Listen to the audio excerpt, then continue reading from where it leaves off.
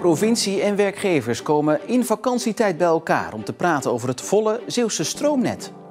En die timing geeft aan hoe groot het probleem is, want zonder stroom staat de economische ontwikkeling in Zeeland helemaal stil. En verder in deze Zeeland nu vandaag. Terneuzen kan zonder gas komen te zitten als een kinderdagverblijf deze gebouwtjes laat staan. En tot rust komen op het strand kan ook met yoga.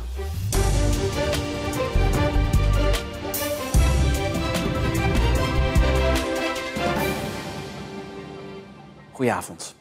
Provincie en werkgevers hebben vanmiddag overlegd over de problemen die zijn ontstaan doordat het Zeeuwse stroomnet vol zit.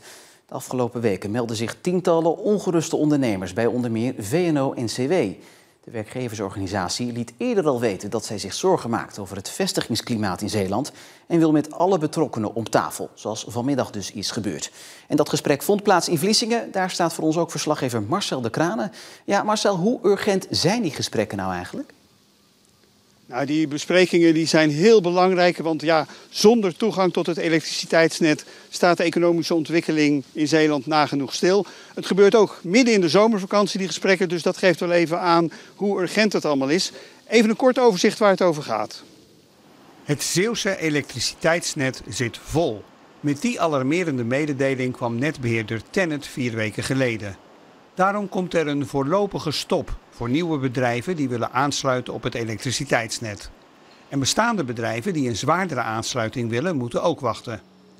Het elektriciteitsnet in Zeeland wordt wel uitgebreid de komende tijd, maar dat gaat te langzaam. De vraag is veel groter dan het aanbod.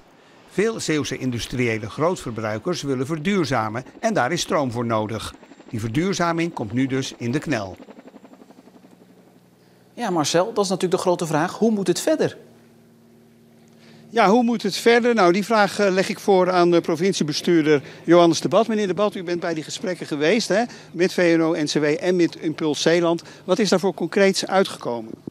Nou, wat we vooral proberen is om met elkaar nu het vraagstuk scherp te krijgen. Want de aankondiging van de netwerkbedrijven is er, maar de exacte betekenis weten we niet. Ja, behalve dan dat er even niets kan volgens hen. Maar zover zijn wij nog niet. Dus wat we nu proberen is scherp krijgen. Om hoeveel bedrijven gaat het? Wat willen die bedrijven? En vooral, hoe kunnen we naar concrete Zeeuwse oplossingen toe werken? U gaat ook nog spreken met minister Jette. Wat kan hij betekenen? Want ja, vol is vol, zou u zeggen. Nou, wat we zien is dat het aanleggen van netwerken toch echt te lang duurt. Procedures daarin moeilijk zijn, maar soms ook in financiële zin lastig zijn. Netwerkbedrijven mogen niet voorinvesteren. Nou, dat zijn allemaal zaken waar het ministerie een rol in kan spelen. En daarom is het van belang dat de minister goed snapt wat er in Zeeland aan de hand is. En als hij zijn doelstellingen wil halen als het gaat om de hele energietransitie, dan moet er geschakeld worden, ook door Den Haag. Dus die brugfunctie zullen wij als Zeeland zeker oppakken. Zou Den Haag maatwerk kunnen leveren voor Zeeland? Want ja, het speelt niet alleen hier, maar ook in nog 5 andere provincies. Ik denk het wel, en dat horen we ook van de ondernemers. Want aan de ene kant hebben de ondernemers de vraag, hoe kom ik aan die stroom om te verduurzamen? En aan de andere kant zien we ook dat ondernemers zelf met creatieve oplossingen aankomen, maar nu nog tegen een muur aanlopen van alles wat niet kan. En daar moeten we mee stoppen. We moeten toe naar een situatie waarin dingen wel kunnen. En dat is ook waar we ons nu op richten. Meneer de Bad, hartelijk dank. Nou, het geeft al aan hoe belangrijk het is. Hè. Er wordt met de minister gesproken. Het speelt ook in 5 andere provincies. Dus dan heb je toch al de helft van Nederland te pakken. Kortom, een groot probleem waaraan gewerkt wordt. Marcel de Kranen, dankjewel. De mannelijke verdachte in de Zeeuws-Vlaamse zedenzaak is overleden. De 50-jarige man heeft vrijdag in zijn cel in Dordrecht zelfmoord gepleegd. Hij zat een straf van 8 jaar uit voor het jarenlang misbruiken van onder meer de 2 minderjarige dochters van zijn vriendin. En dit jaar zou het hoger beroep in zijn zaak starten, maar dat gaat nu niet meer door. En denk je zelf aan zelfmoord of ken je iemand die dat doet? Neem dan contact op met 113 zelfmoordpreventie via 113.nl of bel met 0800 0113. Een brand bij een recyclingsbedrijf in het Belgische Willebroek, zo'n 30 kilometer van de grens, heeft vanmorgen tot klachten geleid in Zeeland. In onder meer de omgeving van Hulst en Goes werd een brandlucht geroken. De veiligheidsregio Zeeland heeft metingen verricht, maar vond geen verhoogde concentraties van gevaarlijke stoffen. Tegen het einde van de morgen meldde de Belgische brandweer dat de brand onder controle was. Daarna nam de geuroverlast in Zeeland ook af. Voor de winkeloverval in Hulst vorige week is een 42-jarige vrouw aangehouden. De vrouw bedreigde woensdag personeel van een Blokker-filiaal met een mes en eiste geld. Ze ging er vervolgens vandoor zonder buit. De politie kwam de vrouw op het spoor door camerabeelden. De vrouw zit nog vast voor verhoor. Netwerkbeheerder Stedin wil dat een kinderdagverblijf in Terneuzen een aantal tijdelijke units weghaalt. Doen ze dat niet, kan dat gevolgen hebben voor de leveringszekerheid van gas in de stad. En vandaag stonden de twee partijen tegenover elkaar in de rechtbank. De tijdelijke units staan precies bovenop een gasleiding en daardoor kan die niet gebruikt worden. Want om geen risico te veroorzaken voor de kinderen heeft Stedin de gasleiding tijdelijk afgesloten. Maar dat kan niet blijven duren. De grond is weliswaar eigendom van het kotertje, maar er is nadrukkelijk vastgelegd dat er geen enkele hinder mag ontstaan voor de gasleiding. Als er een koude winter komt, heeft Stedin de leiding nodig om voldoende gas te kunnen leveren in Terneuzen. En ook bij een eventueel gaslek of storing kan de leiding nodig zijn. Vandaar de vraag aan de rechtbank: zorg dat die units daar verdwijnen en wel zo snel mogelijk. Stedin kwam met 4 man sterk naar de rechtbank. Het kotertje schitterde door afwezigheid. In een heel kort telefoongesprek gaf de directeur ons de volgende opmerking: geen commentaar. Een paar jaar geleden kon het nog maar op een paar Zeeuwse stranden. Maar strandyoga is inmiddels op veel Zeeuwse stranden de normaalste zaak van de wereld geworden.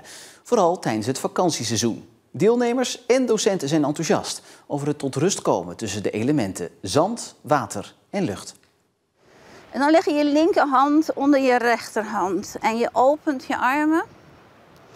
En dan draai je 3 keer om je eigen as naar rechts, het zonlicht verspreidend. En kijk om je heen.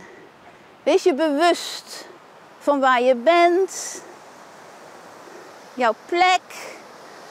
Deel jouw zonlicht, jouw zonnekracht met alles en iedereen om je heen.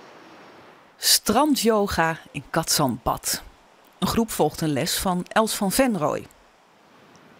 Adem in. Adem uit. De deelnemers vinden het heerlijk.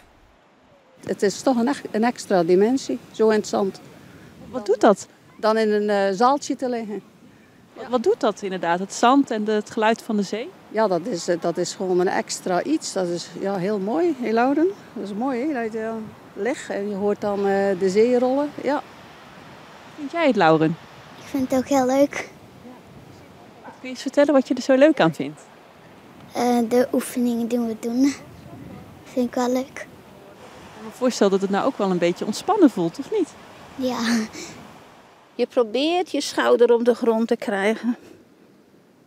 Van Venrooy was ruim 10 jaar terug een van de eerste die begon met yogalessen geven op het strand.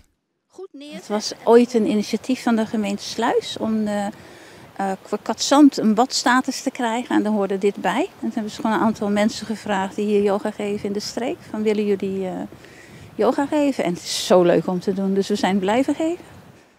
De laatste jaren heeft strandyoga een enorme vlucht genomen.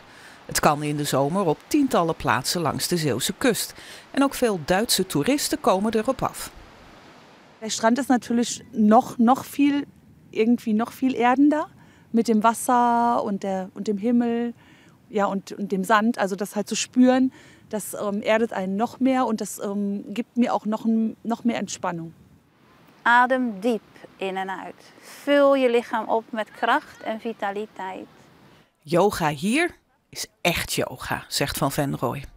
Ja, dit is heel anders, de beleving dan in een zaal of zelfs in een park of een bos, wat ook heel fijn is. Maar dit is het geluid alleen al. Geeft rust, mensen kalmeren, komen bij zichzelf.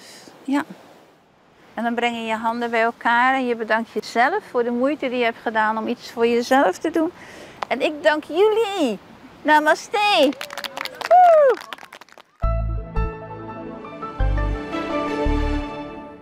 Met een paar wolkenvelden, heel veel zon en 24 tot 27 graden was het een mooie dag en kan je het zelfs zomers noemen. Vanavond en vannacht neemt de bewolking toe en er is een kans op een bui. Morgen start nog met een kans op een buitje, maar het klaart al vrij snel op met wederom een zonnige dag bij maximaal 24 graden. En ook de rest van de week zit het wel goed met de zon en de temperaturen. En het is zoeken naar een speld in een hooiberg als je op het strand een dierbaar sieraad verliest, zoals bijvoorbeeld een trouwring. Maar dankzij Martin, zijn team en hun metaaldetectors worden verloren gewaande sieraden weer tevoorschijn getoverd. Zo ook dit weekend, waarin ze 2 ringen terugvonden. Zo ook de ring van Maudi, die ze kwijtraakten op het strand van Westerschouwen. Na dagen en nachten zoeken visten ze de ring uit het water, tot de blijdschap van de speurneuzen. Maar ook Maudi was dolgelukkig. Het was een hele verrassing. Ja, ik was heel erg blij. Ik was ook wel een beetje emotioneel erover, want ja, ik dacht echt niet dat ze het terug zouden vinden. Ik heb echt heel erg mijn best gedaan en heel erg blij met hun. Ik ben heel erg blij dat ik hem terug heb. Ja, eindgoed, al goed dus. En meer hierover vindt u natuurlijk in onze app of op omroepzeeland.nl. En met het goede nieuws zijn we aan het einde van deze Zeeland Nu van vandaag. Nog een hele mooie avond.